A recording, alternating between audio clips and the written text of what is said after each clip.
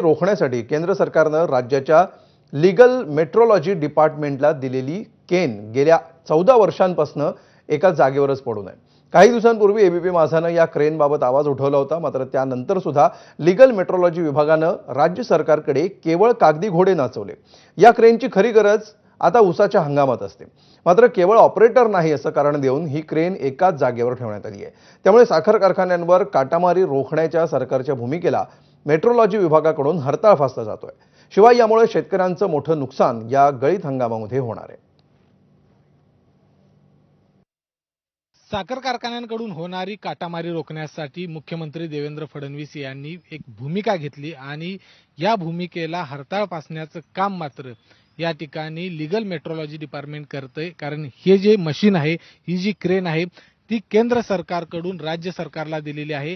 अशा पद्धतीच्या 14 क्रेन्स आहेत, ते संपूर्ण महाराष्ट्रामध्ये देण्यात आलेले आहेत। या क्रेनचं काम काय असतं, ज्या ठिकाणी काटामारी होते त्या ठिकाणी ही काटामारी रोखायची असेल तर यामध्ये जे काही वजन आहेत ते अधिकृत वजन असतात आणि हे वजन आणि संबंधित साखर कारखान्यावरची जी वजन आहेत ती एकसारखी असायला पाहिजे आणि ते तपासण्याचं काम हे क्रेन करत असते। मात्र गेल्या 13 ते 14 वर्षांपासून ही क्रेन आहे ही एकाच ठिकाणी पडून आहे आणि एबीपी माझाने काही दिवसांपूर्वीच या संदर्भातली बातमी आहे ती दाखवली आणि त्याच्यानंतर केवळ या विभागानं वरिष्ठांच्याकडून मार्गदर्शन मागवलं, याच्या पलीकडे काही केलेलं नाही।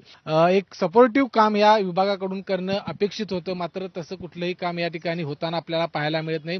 गेल्या 14 वर्षांपासून ही क्रेन आहे ही अशाच ठिकाणी पडून आहे।